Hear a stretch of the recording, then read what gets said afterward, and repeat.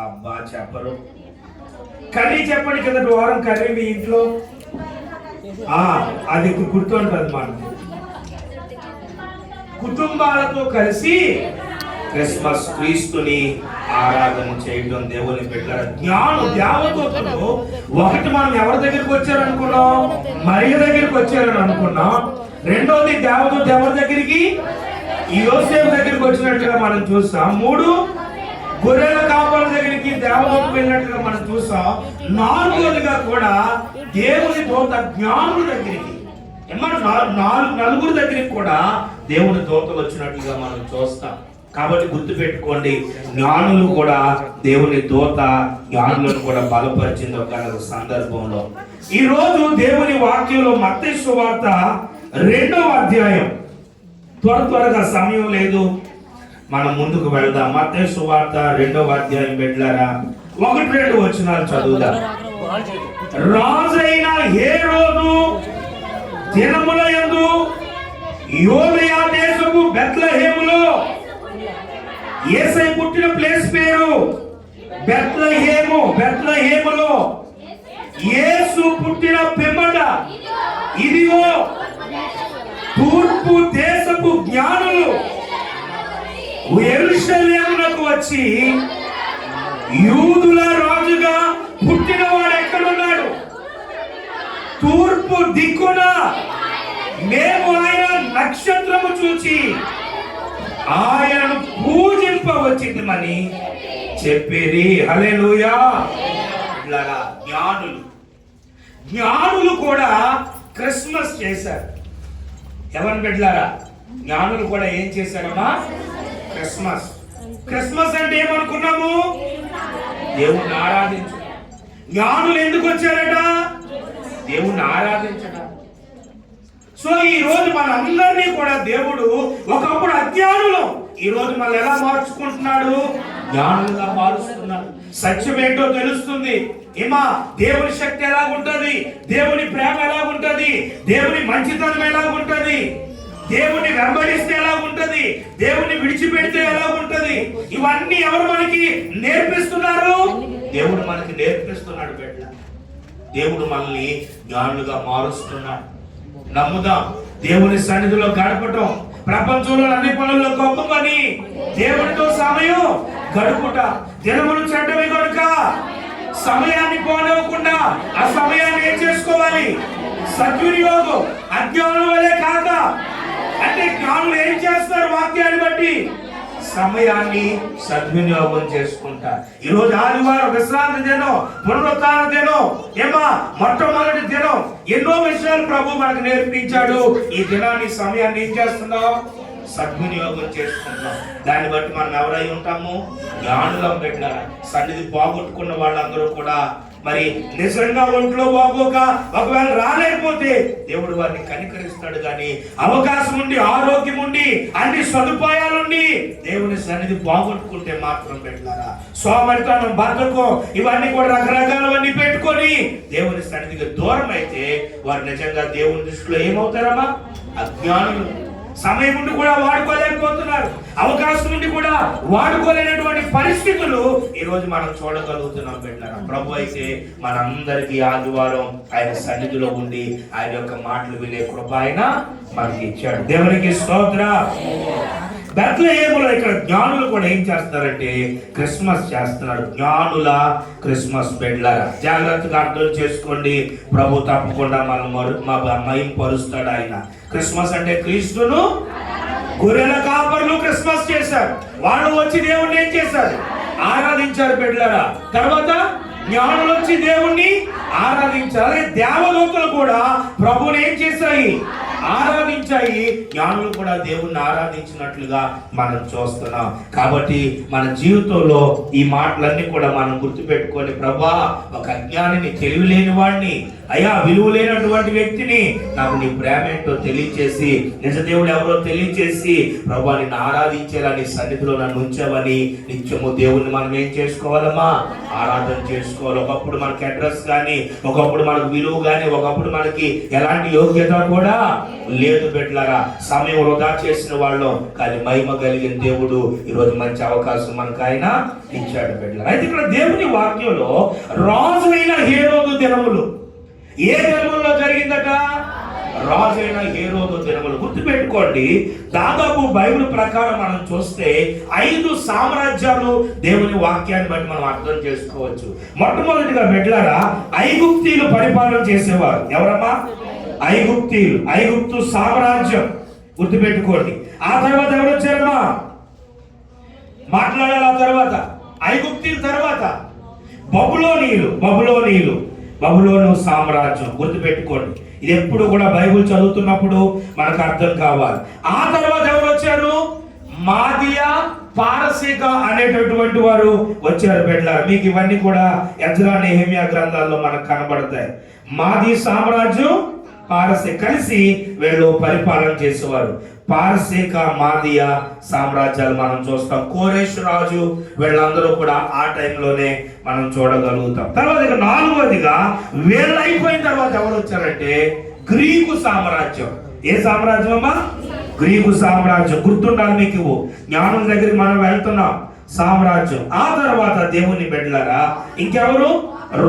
రోమా సామ్రాజ్యం. రోమీలు వచ్చి గ్రీకులు ఓడించి వాళ్ళు పరిపాలన చేయడం మనం చూసాం. ఇప్పుడు ఆ తర్వాత దేవుని బిడ్డలారా ప్రెసిడెంట్లు. ఇప్పుడు ప్రెసిడెంట్లు పరిపాలన చేస్తున్నారు. ఇప్పుడు ఒక్కొక్క దేశానికి ఒక్కొక్క ప్రెసిడెంట్. ఒకప్పుడు ఆ సామ్రాజ్యాలు ప్రెసిడెంట్ వ్యవస్థ నడుస్తూ ఉంది కాబట్టి ఇండియా ప్రెసిడెంట్, అమెరికన్ ప్రెసిడెంట్స్ లో ఇప్పుడు ప్రజెంట్ పరిపాలన చేస్తున్నారు. సో ప్రెసిడెంట్ సామ్రాజ్యం. ఆ తర్వాత యేసయ్య సామ్రాజ్యం చేస్తాడు. ఈ ప్రెసిడెంట్ సామ్రాజ్యం తర్వాత ఇంకా ఏ రాజ్యం ఉంటది? యేసు రాజ్యం. ఈ 7 సామ్రాజ్యాలు కూడా మనం గుర్తు పెట్టుకోవాలి బిడ్డలారా జాగ్రత్తగా. అయితే ఎందుకు ఈ 5 ప్రాముఖ్యంగా మనం చూస్తున్నాం అంటే జాగ్రత్తగా, మొదట ఐగుప్తీయులు, వారు ఏ దేవుణ్ణి ఆరాధిస్తారు? ఐగుప్తీయులు సూర్యదేవున్నా చంద్రదేవున్నా? ఐగుప్తీయులు. ఆలోచన చేయండి, రైట్, గుర్తు పెట్టుకోండి. తర్వాత కల్దీలన్నా బబులోనీలన్నా ఎవరు? ఇద్దరు ఒకటే. కల్దీలన్నా బబులోనీలన్నా కూడా ఒకటే. వాళ్ళు చంద్రదేవుణ్ణి ఆరాధన చేస్తారు. కల్దీలు ఎవరినమ్మా? చంద్రదేవుణ్ణి. గుర్తుపెట్టుకోండి, తప్పుంటే తర్వాత మనం సరిచేద్దాం. ఐగుప్తీయులేమో సూర్యదేవుణ్ణి ఆరాధన చేస్తారు. తర్వాత చూద్దాం బిడ్డలారా. ఆ తర్వాత మాదీలు, పారసీకులు ఉన్నారు. వీళ్ళు ఏం చేస్తారంటే దేవుని బిడ్డలారా ఖగోళ శాస్త్రం. వీళ్ళకి బాగా ఏం తెలుసు అంటే ఈ ఖగోళ శాస్త్రం, ఈ గ్రహాలు, ఈ నక్షత్రాలు, ఇవన్నీ కూడా ఎక్కువ వాళ్ళు చేస్తారు. ఖగోళ శాస్త్రము, జ్యోతిష్య శాస్త్రం, ఈ 2 కూడా ఎక్కువగా వీళ్ళు నమ్ముతారు బిడ్డలారా. ఖగోళ శాస్త్రము, జ్యోతిష శాస్త్రాన్ని ఎక్కువ ప్రాధాన్యత ఇస్తారు. మూఢ నమ్మకాలు నమ్మరు. సృష్టిలో ఏదైతే ఉందో దాన్ని కొన్ని ఆధారాలు చూసి వాళ్ళు వెంబడిస్తారు. ఇక గ్రీకు సామ్రాజ్యము, రోమా సామ్రాజ్యం ఇవన్నీ కూడా మనం చూస్తాం. సో ఇందులో ఇక్కడ ఈ రోజు మనం నేర్చుకునేటటువంటి పరిశుద్ధాత్మ దేవుడు మనకి నేర్పించేటటువంటి విషయం ఏంటంటే బిడ్డలారా, ఈ జ్ఞానులట చరిత్రను బట్టి మనం చూస్తే మాదియా, పారసీక దేశం నుంచి వచ్చినటువంటి జ్ఞానులుగా ఈ జ్ఞానులు మనం చూస్తాం బిడ్డలారా. ఈ జ్ఞానులు దేనికి సంబంధించిన వారటమా? మాదియా, పారసీక, ప్రత్యేకంగా పారసీక దేశానికి చెందినటువంటి జ్ఞానులుగా ఈ జ్ఞానుల్ని మనం చూడొచ్చు. పారసీకులో కూడా ఒక మతం ఉంది. పారసీక మతం వాళ్ళకు ఉన్నది బిడ్డలారా. ఆ మతంలో వాళ్ళకు ఉన్నటువంటి ఆ ప్రామాణిక గ్రంథాల్లో ఒక గ్రంథంలో జొరాస్టర్, ఆయన పేరు ఏం పేరమ్మా? జొరాస్టర్. గుర్తు పెట్టుకున్న తర్వాత మీకు సమయం వచ్చినప్పుడు వాటిని మనం వివరంగా మనం చూద్దాం. జొరాస్టర్. ఆ జొరాస్టర్ అనేటటువంటి ఆయన పారసీక దేశ ప్రామాణిక గ్రంథంలో ఒక మాట రాయించాడట. పారసీకులు ఎక్కువ ఏం నమ్ముతారమ్మా సిద్ధు? పారసీకులు, మాదీలు ఎక్కువ దేన్ని? ఖగోళ శాస్త్రం. ఏమో జ్యోతిష్ శాస్త్రము, ఖగోళ శాస్త్రాన్ని నమ్ముతారు కానీ మూఢ నమ్మకాలకు వాళ్ళ ప్రాధాన్యత ఇవ్వరు బిడ్డలారా. సో ఆ ఖగోళ శాస్త్రం రాస్తున్నప్పుడు ఆయనకు ఒక ఆలోచన ఏం చెప్పాడంటే, ఆకాశంలో ఒక నక్షత్రం, ఒక వింత తార పుడుతుంది. ఆ తార పుట్టిందనంటే లోకంలో ఎవరు జన్మించినట్లు? ఒక రక్షకుడు జన్మించినట్లని ఆయన ఆలోచించటం, దేవుడు అతనికి ఒక ఆలోచన ఇవ్వటం, దాన్ని ఆ ఖగోళ శాస్త్రంలో పారసీక మత ప్రామాణిక గ్రంథంలో ఆ మాట రాయించి ఆయన చనిపోయాడు బిడ్డల. జొరాస్టర్ అనేటటువంటి ఆయన పరిపాలన చేస్తున్నటువంటి సమయంలో. అయితే పారసీకులు రాను వీళ్ళు ఎక్కువ దేని మీద పరిశోధన చేస్తారు? పారసీకులు ఖగోళ శాస్త్రం మీద. ఒక రోజు ఈ జ్ఞానుల్లో చాలా మంది జ్ఞానులు చూశారు బిడ్డల. బైబిల్ బట్టి మనం ముగ్గురని అనుకుంటాం, కానీ చాలా మంది జ్ఞానులు, చరిత్ర చెప్తుంది వ్యాఖ్యానాలు మారచ్చు, చరిత్ర మాత్రం ఎప్పుడు ఎలా ఉంటుందమ్మా?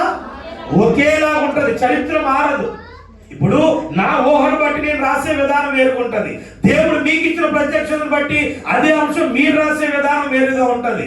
ఏమో వ్యాఖ్యానాలు, కామెంటరీస్ రకరకాలుగా ఉండొచ్చు, కానీ చరిత్ర మాత్రం ఎప్పుడు కూడా ఒకటే ఉంటది. చరిత్రలో కొన్ని విషయాలు ఈరోజు మనం చూస్తున్నాం. ఈ జ్ఞానులు దేవుని బిడ్డలారా ఎక్కువ దేని మీద వీళ్ళు మనసు పెడతారు? ఖగోళ శాస్త్రం అంటే ఈ సూర్యుడు, చంద్రుడు, నక్షత్రాలు, గ్రహాలు, వీటి మీద ఎక్కువ మనసు పెట్టి ఆ శాస్త్రం బాగా ఎరిగిన వారు కనుక బిడ్డలారా, ఒకరోజు ఆకాశంలో ఈ జ్ఞానులకి ఏం కనబడిందట? ఒక వింత నక్షత్రం కనబడింది. ఇది ఎప్పుడో మనం చదివినట్టున్నామని చెప్పి ఒకసారి వారి ప్రామాణిక గ్రంథం తీస్తే జొరాస్టర్ అనేటటువంటి ఆయన రాసినటువంటి ఆ యొక్క మాటలో ఏముంటదంటే, ఆకాశంలో ఒక వింత అయినటువంటి నక్షత్రం లేకపోతే తార మీకు కనబడుతుంది. అప్పుడు ఆ తార మీకు కనబడిందంటే ఈ భూమి మీద ఎవరు పుట్టినట్టు? ఒక రక్షకుడు పుట్టినట్లు మీరు అర్థం చేసుకుని ఆ గ్రంథంలో రాస్తాడు. ఈ జ్ఞానులు అది చదివిన తర్వాత వాళ్ళు అర్థం చేసుకొని వాళ్ళ ప్రయాణం మొదలు పెడతారు బిడ్డలారా. హల్లెలూయా. వాళ్ళు ఎందుకంటే ఏది పడితే నమ్మరు, వాళ్ళు ప్రతిదీ ఆధారం ఉండాలి. ఆధారం ఉన్నదాన్ని బట్టే వాళ్ళు ఏదైనా కూడా చూసి అనుభవించి వాళ్ళు వ్యక్తిగతంగా దాన్ని ఎక్స్పీరియన్స్ చేసిన తర్వాత బిడ్డలారా వాళ్ళు దేన్నైనా కూడా ఒప్పుకుంటారు, దాన్ని అధికారపూర్వకంగా వాళ్ళు ప్రకటన చేస్తారు. ఈ జ్ఞానులకు దేవుడు అంత జ్ఞానం ఇచ్చాడు. అందుకే వాళ్ళు ఏమంటాము? జ్ఞానులు. జ్ఞానం లేని వాళ్ళు ప్రతిదీ ఏం చేస్తారు? నమ్మేస్తారు. జ్ఞానం కలిగిన వారు ప్రతిదీ పరిశీలన చేస్తారు, ఆలోచిస్తారు. అది ఎంత మటుకు వాస్తవం, దానికి ఆ యొక్క రేటింగ్ ఇవ్వచ్చా లేదా, వాళ్ళు చెప్పేది నిజమా కాదా, అన్ని కూడా జ్ఞానులు ఆలోచిస్తారు. ఈ రోజు ప్రభు మనతో మాట్లాడేది మనం ఎలా ఉండాలి? జ్ఞానులుగా ఉండాలి, అజ్ఞానులుగా ఏది పడుతుంది కాదు. 2024 ఈ తారీఖు వరకు నువ్వేవేవో నమ్ముండొచ్చు, ఏవేవో చేసి ఉండొచ్చు. ఎక్కడి నుంచి అయినా దేవుని విషయాల్లో, నీ కుటుంబ విషయాల్లో ప్రతిదీ కూడా నువ్వు ఆలోచించి జ్ఞానంగా అడుగులు వేస్తే మన భవిష్యత్తును దేవుడు, మన బిడ్డల భవిష్యత్తును ఏం చేస్తాడమ్మా? మారుస్తాడు. జ్ఞానం కావాలి. ఆరాధిస్తే సరిపోదు, ఆరాధనలో ఏముండాలి? జ్ఞానం ఉండాలి. ఈ దేవుడు నిజంగా అర్హుడా కాదా, యోగ్యుడా కాదా, ఇంకా ఎలా నేను ఆయన ఆరాధించాలి, ఆయన నాకు ఏం చేస్తున్నాడు, నేను ఆయన పట్ల ఎలా ఉండగలను, ఇవన్నీ కూడా మనం ఆలోచన చేసుకొని జ్ఞానం మిమ్మల్ని ప్రభువుని అడగాలి. యాకోబు పత్రికలో ఏమంటాడు? మీలో ఎవరికైనా జ్ఞానం కొదువుగా ఉన్న ఎడల వాడు ఎవరిని అడగాలమ్మా? దేవుణ్ణి అడగాలి. జ్ఞానం ఎవరు ఇవ్వగలరు? దేవుడే ఇవ్వగలడు. సామెతల గ్రంథంలో ఉంటది, యెహోవా యందు భయభక్తులు కలిగి ఉండుట జ్ఞానమునకు మూలము, యెహోవాయే తెలివియు వివేచన కలుగు చేసేవాడని ఎన్నో మాటలు దేవుని వాక్యంలో చూస్తాం. జాగ్రత్తగా ఈ మాటలు అర్థం చేసుకోండి.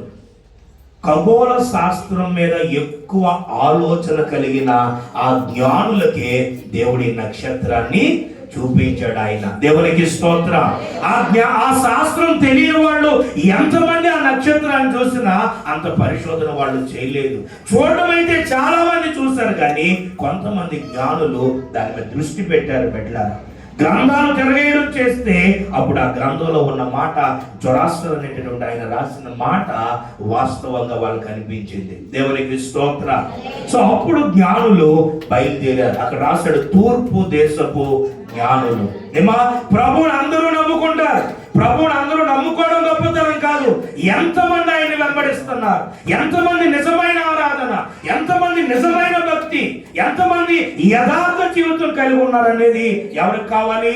దేవునికి కావాలి. బిడ్డలారా, నువ్వు ఎంతమంది నమ్ముకున్నారు కాదు, జ్ఞానులు ఎంతో మంది చూశారు, కానీ కొంతమంది దాని మీద మనసు పెట్టి ఇది ఎంత మట్టుకు నిజం, ఇది ఎక్కడ జరిగిందని వాళ్ళ ప్రయాణాన్ని మొదలు పెట్టినట్లుగా మనం చూస్తాం. దేవునికి స్తోత్రం. అర్థం చేసుకుందాం బిడ్డలారా. సో ఈ జ్ఞానులు ఎక్కడి నుంచి వచ్చారమ్మా? తూర్పు దేశపు జ్ఞానులు. బైబిల్ ప్రకారం చరిత్రలో మనం చూస్తే పారసీక దేశం నుంచి ఈ జ్ఞానులు వచ్చినట్లుగా మనం అర్థం చేసుకోవచ్చు బిడ్డలారా. హల్లెలూయా. సో ఈ మాటలని హేరోదు దినముల్లో ఇదంతా కూడా జరుగుతుంది.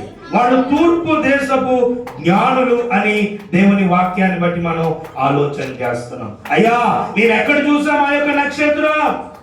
తూర్పు దిక్కున 2వ వచనంలో యూదుల రాజుగా పుట్టినవాడు ఎక్కడ?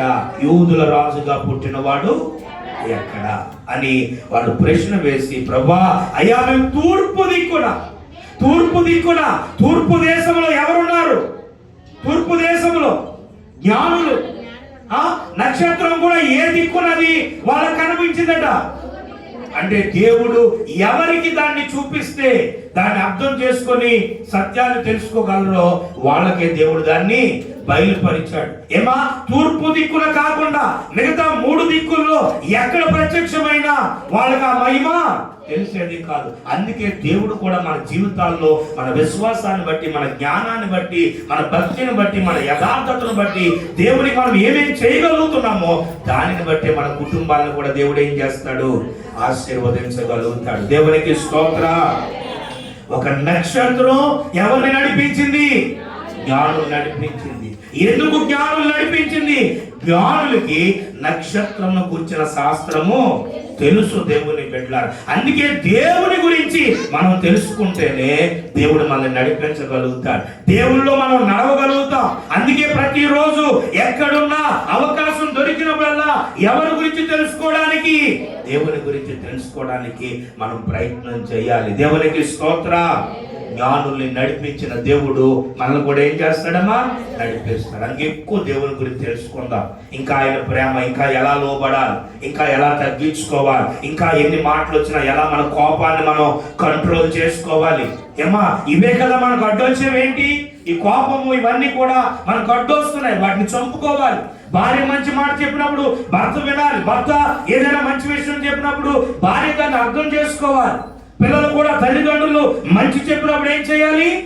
ఆ మంచిని వినాలి. బిడ్డలారా, అప్పుడే దేవుడు మన జీవితంలో అద్భుత ఆశ్చర్య కార్యాలు జరిగేస్తాడు. తల్లిదండ్రులు కూడా ఒకసారి పిల్లల్లో ఉండి దేవుడు మాట్లాడతాడు. పిల్లలు చెప్పేదాన్ని కూడా మనం అర్థం చేసుకోవాలి. తల్లిదండ్రులు ఈ రోజుల్లో పిల్లలకి ఏమి ఇవ్వాలమ్మా? సమయం ఇవ్వాలి. వాళ్ళ స్కూల్ నుంచి రాగానే ఏదో చెప్పడానికి వాళ్ళ పుస్తకాలతో కూడా బోల్డ్ విషయాలు మోసుకొని వస్తారు. మనం కూర్చొని ఇసుకున్నా బిజీగా ఉన్నా కాసేపు కూర్చొని ఒక్క 10 నిమిషాలు ఆ చెప్పినవన్నీ మనం వినేస్తే వాళ్ళు ఫ్రీ అయిపోతారు. మరుసటి రోజు మళ్ళీ ఇంకో బ్యాగు తీసుకొని వస్తారు. వినాలి మనం తల్లిదండ్రులుగా. ఈ రోజు మనం తల్లిదండ్రులుగా పిల్లలుగా ఆ సమయం మనం పిల్లలుగా పోతే మన పిల్లలు ఆ సమయం వేరే వాళ్ళకి ఇవ్వాల్సిన పరిస్థితులు వస్తాయి. కాబట్టి జాగ్రత్తగా అర్థం చేద్దాం. దేవుడి ఇచ్చిన కుటుంబాన్ని మనం ప్రభు కృపలో కట్టుకుందాం బిడ్డలారా. హల్లెలూయా. జ్ఞానులు కూడా దేవునికి ఏం చేశారమ్మా? ఆరాధన, క్రిస్మస్ చేశారు బిడ్డలారా. జాగ్రత్తగా ఈ మాటలు అర్థం చేసుకుని నక్షత్రం వాళ్ళని నడిపించింది. దేవుడు అద్భుతంగా వాళ్ళని నడిపిస్తున్నటువంటి సందర్భాలు ఈ మాటలన్నీ కూడా గుర్తు పెట్టుకోండి. రైట్. జ్ఞానులు ఇంకా దేవుని వాక్యాన్ని బట్టి మనం చూస్తే పారసీక దేశం నుంచి వాళ్ళు వచ్చినట్లుగా దేవుని వాక్యాన్ని బట్టి మనం అర్థం చేసుకుంటున్నాం. అడుగున దేవుడు వాళ్ళని నడిపిస్తూ ఉన్నాడు. ఏమా ఇక్కడ 2వ అధ్యాయంలోనే 6-7 వచనాలు ఒకసారి మనం చదవగలిగితే, అంతటా హేరోదు ఆ జ్ఞానులను రహస్యంగా పిలిపించి ఆ నక్షత్రము కనబడిన కాలము వారి చేత పరిష్కారముగా చాలా తెలివిగా తెలుసుకున్నాడట. అయ్యా ఆ నక్షత్రం ఏ కాలంలో మీకు కనబడింది? ఇప్పుడు కనబడి ఎన్ని రోజులు అవుతుంది, ఎన్ని నెలలు అవుతుంది, ఎన్ని సంవత్సరాలు అవుతుందని చెప్పి హేరోదు రాజు. ఏమా ఆయన మైండ్ మంచిదా కాదా? హేరోదు మైండ్ మంచిది కాదు. ఆయనే రాజుగా ఉండాలి, ఇంకెవరు రాజు అవ్వకూడదు. ఆయనే ఎదగాలి, ఇంకెవరు కూడా ఎదగకూడదు. అది మంచి ఆలోచన కాదా? చాలా తప్పుడు ఆలోచన. అందరూ బాగోవాలి, అందరూ వర్ధిల్లాలి. ఒక బిడ్డ ఎదుగుతుంటే సంతోషించాలి. రేపు మన బిడ్డ కూడా ఎదగడానికి దేవుడు కృప చూపిస్తాడు. సంఘంలో ఎవరైనా ప్రభు కృపను బట్టి వాడబడుతుంటే మనం ఏం చేయాలమ్మా? సంతోషపడాలి. పోలే వాడి పని దేవుని కొరకు మనం చేయలేని పని వాడు చేస్తున్నారు, మనం కూడా చేద్దామని అవకాశం వచ్చినదని మనం ఒకరినొకరు ప్రభు కృపలు ఏం చేసుకోవాలి, ప్రోత్సహించాలి. పెట్టారా ఏ రోజు మనస్తత్వం మన ఇంట్లో ఉండకూడదు, మన ఆలోచనలో ఉండకూడదు. ఏ రోజు చాలా తెలివిగా తెలుసుకుంటున్నాడు. 8వ వచనం, మీరు వెళ్ళి ఆ శిశువును విషయమై తెలుసుకొని జాగ్రత్తగా విచారించి తెలుసుకోండి, కానీ నేను వచ్చి ఆయన్ని పూజించున్నట్లు.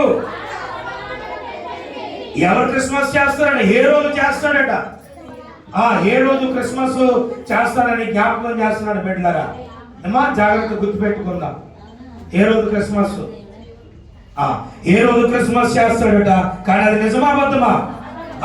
అబద్ధ క్రిస్మస్, అది దొంగ క్రిస్మస్. ప్రభుని చంపడానికి ప్రయత్నం చేస్తున్నాడు. కాబట్టి జాగ్రత్తగా.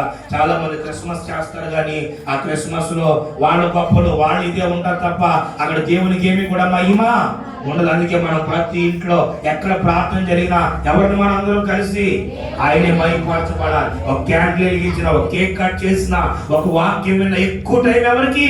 దేవునికే మనం ఇవ్వాలి. పెట్టారా క్రీస్తు లేని క్రిస్మస్ అనేమి ప్రయోజనం లేదు. స్టార్ పెట్టుకోనేమా 5 స్టార్ ఇంట్లో ఏంటి కొన్ని పరిస్థితులు, బాలు ఇవన్నీ రకరకాల ఏం అవసరం లేదు. దాని బదులు చేయకపోవడమే మంచిది. మన హృదయాలు దేవునికి ఇస్తే ఆశ్చర్య కార్యాలు ఆయన చేస్తాడు. ఈ మాటలు అర్థం చేసుకుందాం. జ్ఞానులకే ఎవరు అవసరం అయ్యారు?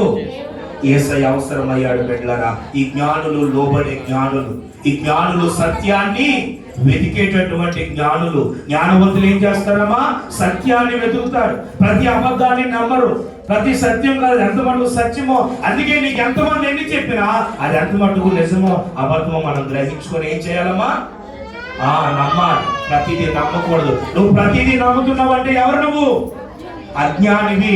దేవుని వాక్యాన్ని బట్టి మమ్మల్ని తిట్టట్లేదు. మనం ప్రతిదీ కూడా అర్థం చేసుకొని ప్రభు కృపలో ముందుకు సాగుతుందంట. 9వ వచనం ముగిస్తున్నాను, చదువుదా. వారు రాజు మాట విని బయలుదేరిపోవచ్చుండగా ఇదిగో తూర్పు దేశమున వారు చూచిన నక్షత్రము మీదుగా వచ్చి నిలుచు వరకు, హల్లెలూయా, నక్షత్రం వారికి ముందుగా నడిచేదట. నక్షత్రం వారికి ముందుగా నడిచి, నక్షత్రం నడిపించి. ఈరోజు మనం కూడా అనేక మందిని ప్రభు దగ్గరికి ఏం చేయాలి? ఎన్ని సంవత్సరాలు బట్టి వింటున్నాం ఈ వర్తమానం? ఈ చర్చికి వచ్చిన నుంచి వింటున్నాం. మరి ఎవరు నడిపించాము? నిజంగా దేవుడు వచ్చి నిలబడి మనందరినీ ప్రశ్నిస్తే 2025 అయినా మనం చేద్దాం. హల్లెలూయా. మనం కష్టపడదాం, మనం ప్రయాసపడదాం, సువార్త ప్రకటిద్దాం. దేవుడే తన కార్యాలు. అందుకే నీ స్నేహితుడు రక్షణలోకి రావాలి, నీతో ఉన్న వ్యక్తి రక్షణలోకి రావాలి, నీ కుటుంబం రక్షణలోకి రావాలి. నక్షత్రాలుగా ప్రభు కొరకు పని త్వరగా గుర్తు పెట్టుకోండి. వచ్చే వారం మనం ధ్యానిద్దాం. బిడ్డలారా జ్ఞానులు వారి సొంత దేశాన్ని విడిచిపెట్టి ఎవరిని ఆరాధించడానికి వచ్చారు? మనం ఏం విడిచిపెట్టాలి? సొంత ఊరు, సొంత ఇల్లు, ఇంటి కాగితాలు అన్ని తెచ్చేయండి. చర్చలు రాశాడు సంస్థకి. పాపాలు, దేవునికి ఇష్టం కాని ప్రతి పాపం ఏం చేయాలి? విడిచిపెట్టాలి. ఒకటి అప్పుడే జ్ఞానులు అనుభవించిన ఆశీర్వాదం మన జీవితంలో మనం అనుభవించగలుగుతాం. రెండోది ఏం చేశారు? జ్ఞానులు సొంత దేశం విడిచిపెట్టి వచ్చారు. రెండోది ఏం చేశారమ్మా? నక్షత్రాన్ని వెంబడించారు. ఇంకా ఇక్కడ మనం చదువుకున్నాం, ఇదంతా కూడా 10-11 వచనాలు చదివేద్దాం. వారు ఆ నక్షత్రమును చూచి అత్యానందభరితులై ఇంటిలోనికి వచ్చి, రెండో మాట, యేసయ్య ఎక్కడున్నాడో అక్కడికి వచ్చారు. మనం ఎక్కడికి రావాలి? దేవుని దగ్గరికి రావాలి. సత్యం దగ్గరికి, వాక్యం దగ్గరికి, ఆత్మీయత ఉన్న దగ్గరికి రావాలి. ప్రతి దాని దగ్గరికి కాదు, దేవుడు ఉన్న దగ్గరికి వస్తే మన పరిస్థితులు ఎవరు మారుస్తారు? దేవుడు మారుస్తాడు. చాలా మందికి దగ్గరికి దేవుడే రావాలి కదమ్మా, యశ్వమా. చాలా మంది దగ్గరికి ఎవరు రావాలి? దేవుని దగ్గర రావాలి. జ్ఞానులు దేశం విడిచిపెట్టారు. రెండోది ఎవరి దగ్గరికి వచ్చారు? దేవుని దగ్గరికి వచ్చారు. మనం ఎవరి దగ్గర రావాలి? ముగిస్తున్నాడు. మూడో మాట, ఆ శిశువును చూచి జ్ఞానులు ఏం చేశారు? సాగిలపడి అంటే ఆత్మీయ అర్థం ఏంటి? తగ్గించుకున్నారు. అందరూ జ్ఞానులకు సాగిల పడితే ఈ జ్ఞానులు ఆ బాలుడైన యేసయ్య దగ్గర ఏం చేశారమ్మా? సాగిల పడి తగ్గించుకొని, జ్ఞానం ఉంది కనుక, ఆయన లోక రక్షకుడు కనుక, ఆ లోక రక్షకుడి దగ్గర వీళ్ళందరూ ఏమయ్యారమ్మా? సాగిల పడి దేవుని బిడ్డలారా. మనం కూడా ఏం చేద్దాం? తగ్గించుకుంటాం. జ్ఞానం ఉన్న వాళ్ళు ఎప్పుడు ఏం చేస్తారు? తగ్గించుకుంటారు. ఒక మాటకి, ఒక నిందకి, ఒక అవమానానికి తట్టుకుంటారు. ఓన్లే నిజం వాళ్ళే తెలుసుకుంటారులే, ఏది సత్యమో వాళ్ళే తెలుసుకుంటారులే, మనం మాత్రం ఎవరిని వెంబడించుకుంటూ వెళ్ళిపోదాం. జ్ఞానంగా ఉండాలి బిడ్డలారా. తర్వాత మాట,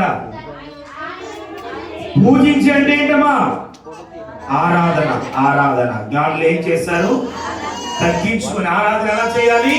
తగ్గించుకొని ఆరాధన చేస్తే మన పరిస్థితులు అమ్మాయిలాగా వచ్చేయండి. ఆరాధన చేయాలి, తగ్గించుకొని మనం ఆరాధించాలి బిడ్డలారా. ఆరాధనే మన బలం. ఆరాధన లేకపోతే మన జీవితాల్లో దీవెన ఉండదు బిడ్డలారా. దావీదు ఏం చేశాడు? దేవుణ్ణి. ఆరాధన ఏం చేస్తుంది? ఉన్నత స్థితిలోనికి మనల్ని తీసుకొని వెళ్తుంది. ఆరాధన ఏం చేస్తుందమ్మా? ఆరాధనలో ఏముంది? ఆశీర్వాదం. అందుకే నువ్వు ఏ స్థితిలో ఉన్నా, ఏ స్థాయిలో ఉన్నా, నిత్యము దేవుణ్ణి ఏం చెయ్యు? ఆరాధన చేయాలి బిడ్డ. ఆరాధన అవసరం. గొర్రెల దొడ్లో ఉన్న దావీదును ఎక్కడ తీసుకొని వెళ్ళాడు? సింహాసనం ఎక్కించాడు. దావీదు గురించి ఇంకో మాట చెప్పండి. చెద్దన్నం తినే దావీదు, రాజభోజనం, ఏంటి చిరిగిపోయిన బట్టలు వేసుకునే దావీదు, రాజవస్త్రాలు 3, ఇంకా చెట్లంట పుట్లంట, విశ్రాంతి తీసుకొని కూర్చునే దావీదు, రాజసింహాసనం మీద బిడ్డలారా.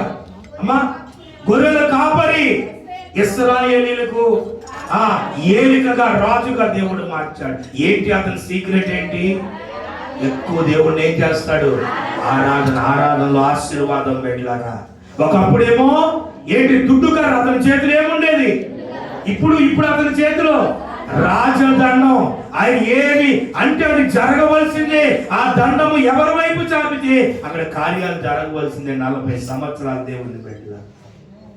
కానీ ఈరోజు ఆరాధించడానికి లేటుగా వస్తున్నాం చాలా మంది బిడ్డలారా. ఆరాధన చాలా ప్రాముఖ్యం. ఆరాధనకు ముందే ఎప్పుడో ఒకసారి లేట్ అయ్యామంటే ఏదో ఒక అర్థం ఉంటుంది, కానీ రోజు అదే టైం అయితే మరి దేవుడే నిన్ను రాకడలో మార్చాలి. ఏమా, మనిషికో మాట చాలు కదా. ప్రేమతో అర్థం చేసుకుందాం. ఆరాధన చేశారు. ఆఖరి మాట ఏం చేశారంటే, విప్పి బంగారం సాంబ్రాణి బోనములు కానుకలుగా మన అర్పణలు కూడా దేవునికి ఏం చేయాలి? ఏమేమి సమర్పించాలి? ఏమేమి సమర్పించాలి? మనల్ని మనమే దేవునికి ఏం చేసుకోవాలి? సమర్పించుకోవాలి. దావీదు తనకు తానుగా దేవునికి ఏం చేసుకున్నాడు? సమర్పించుకున్నాడు. రెండోదిగా మన యొక్క బలం ఎవరికి వాడాలి? దేవునికి వాడాలి. తర్వాత మనం ఎవరి కొరకు కష్టపడాలి? దేవుని కొరకు. ఎప్పుడు మన పనులే కాదు, మనలో బోల్డ్ పనులు ఉన్నాయి. దేవుని పని కూడా చేయాలి. మన సమయం మనకు మనమే సమర్పించుకోవాలి. రెండోది, మన సమయాన్ని కూడా దేవునికి సమర్పించాలి. 3, దేవుడు మనకి ఇచ్చిన బలం కూడా దేవుని కొరకు మనం ఏం చేయాలి? వాడాలి దేవుని బిడ్డలారా. అప్పుడే దేవుడి కార్యాలు చేస్తాడు. ఇక ఆఖరిగా దేవుడు మనకి ఏమైతే ఆశీర్వాదాలు ఇచ్చాడో వాటిలో కూడా దేవుడికి మనం అర్పణలు మనం సమర్పణ చేసుకోవాలి. జ్ఞానులు కనుకే ఇవన్నీ చేసుకొని వెళ్తున్నారు. 1, దేశం విడిచి వచ్చారు. మన పాపాలు ఏం చేయాలి? విడిచిపెట్టాలి. పాపాలు విడిచిపెట్టకపోతే ఎన్ని క్రిస్మస్లు చేసుకున్నా కూడా మన జీవితంలో విడుదల ఉండదు.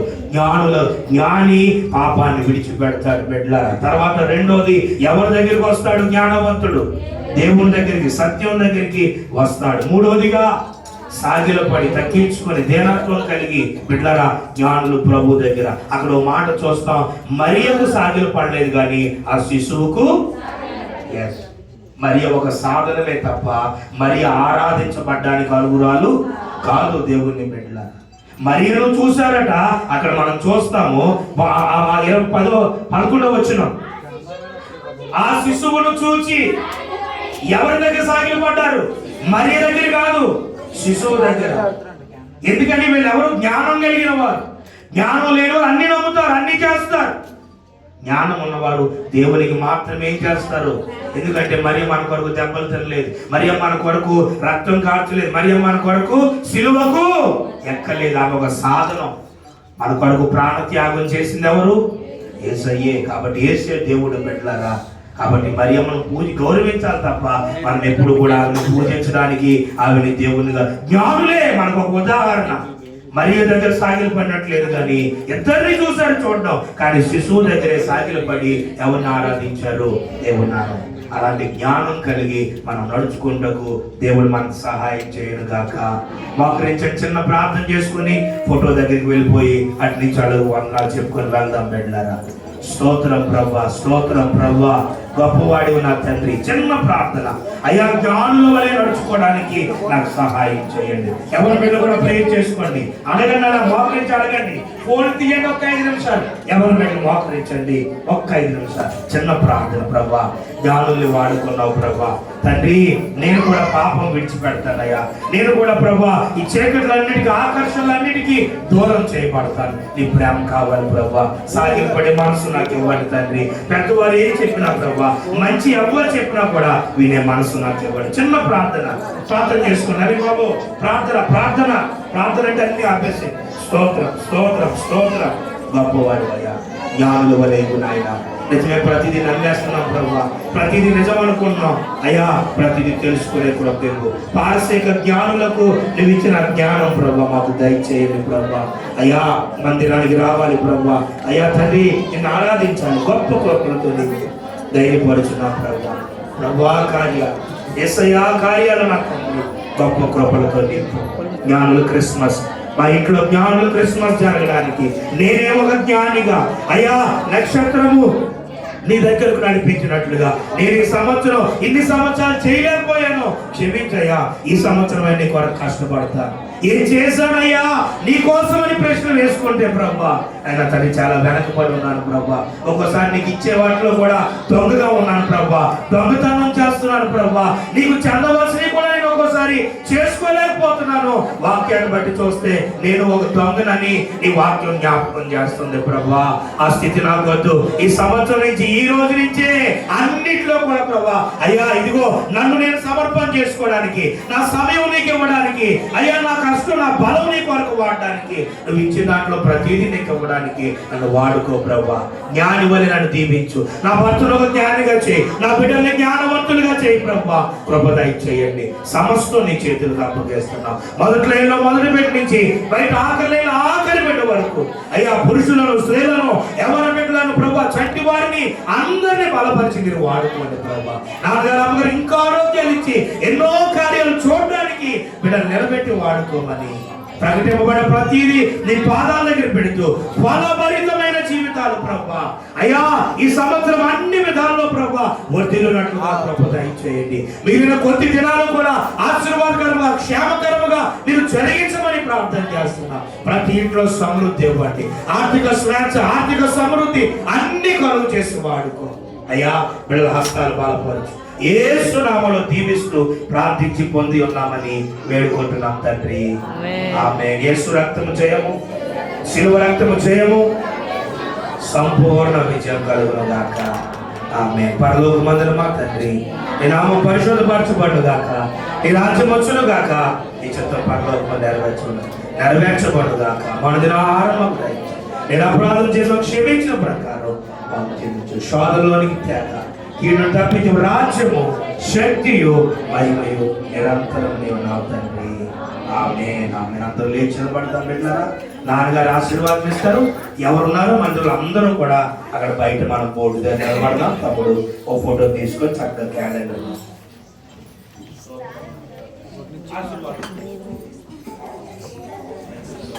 తండ్రి అయిన దేవుని ప్రేమయు, కుమారుడైన యేసుక్రీస్తు కృపయు, పరిశుద్ధాత్మ యొక్క అన్యోన్య సహవాసము ఇప్పుడు ఎల్లప్పుడూ ఈ దిన ఆరాధనకు వచ్చిన బిడ్డలందరికీ, దైవ వర్తమానం ఇచ్చిన దాసునికి, సంఘానికి, ప్రభా నీ సన్నిధిలో చేరుకొచ్చిన వారందరికీ సదాకాలము తోడైంది నడిపించును గాక.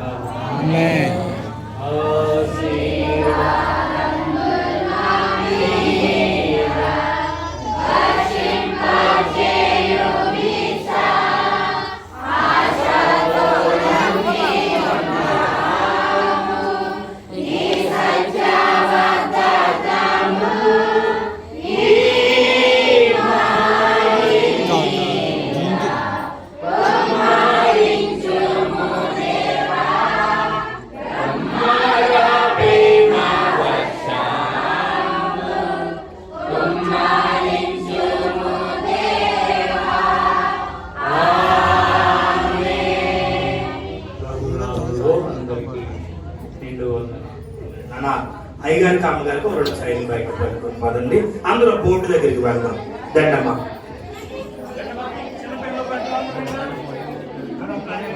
కెమెరా